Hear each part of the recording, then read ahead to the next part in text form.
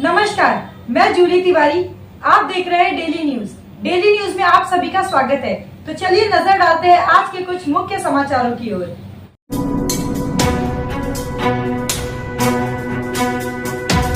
सांसद विद्या चौहान का चित्रावाग पर सनसनीखेज हमला, ऑडियो क्लिप्स ने खोली पोल।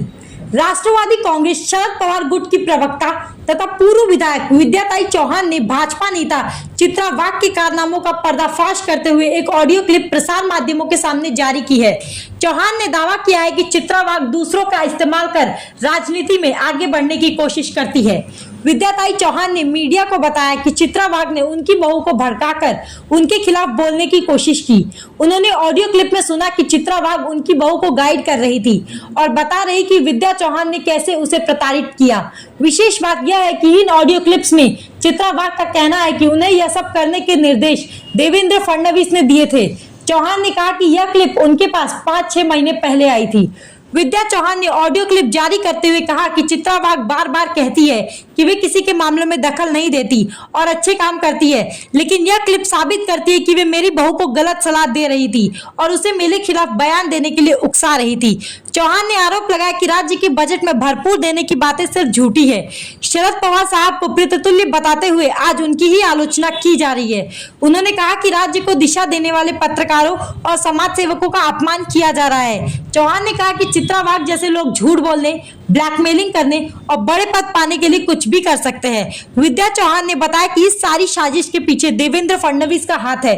ऑडियो क्लिप में वाग ने कहा कि उन्हें यह जिम्मेदारी फडणवीस ने दी थी। चौहान ने कहा कि वाग उनकी बहू को फडणवीस से बात करवा रही थी। फडणवीस ने कहा कि इस मामले की जिम्मेदारी चित्रावाग को दी गई है।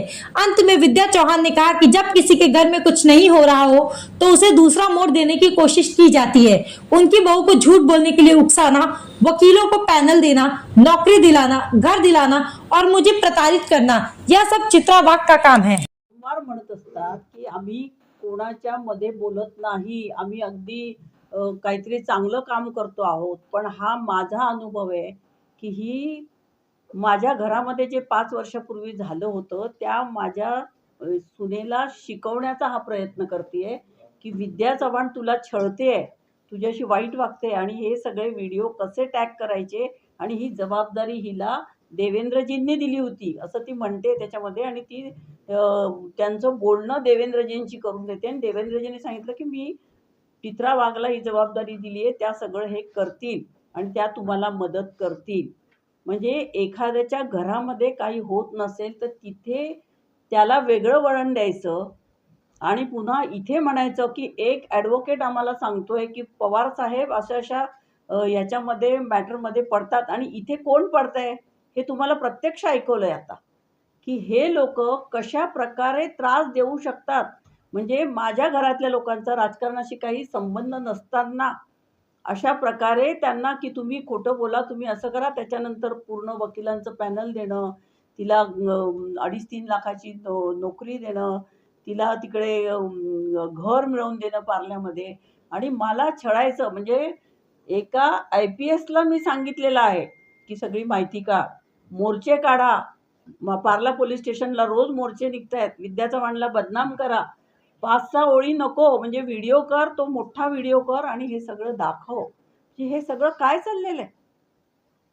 तुम्ही खोट्या प्रकरणामध्ये लोकांना त्रास द्यायच्यासाठी करताय, माझा अनुभव आहे आणि चित्रावागने अशा प्रकारे करावं, तिच्या आवाजात तुम्ही हे ऐकलेलं आहे, याचं उत्तर काय आहे तिच्याकडे?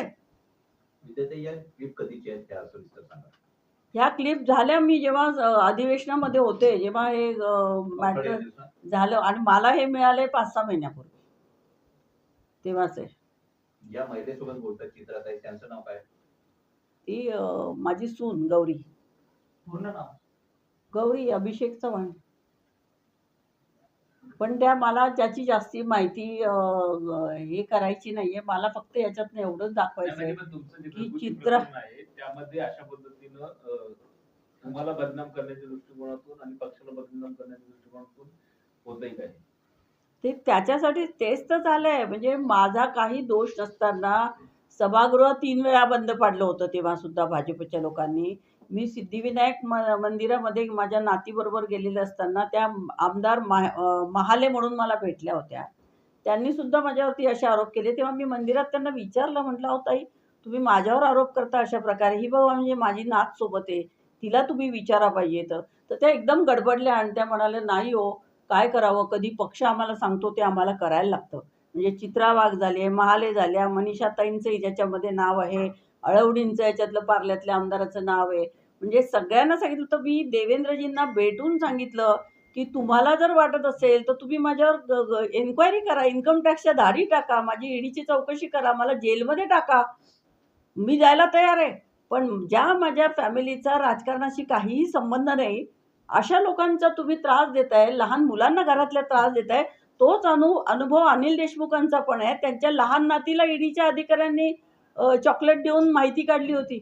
म्हणजे हे नवीन भाजपच्या काळातलं हे तंत्र सुरू झालंय. महाराष्ट्राच्या जनतेला मला हेच सांगायचं आहे की कोणाच्या घरात काय चाललंय आणि ते खोटं कसं वळण देता येईल, त्याला त्रास कसा देता येईल, हे बघायचं काम इकडे हे लोक करतायत.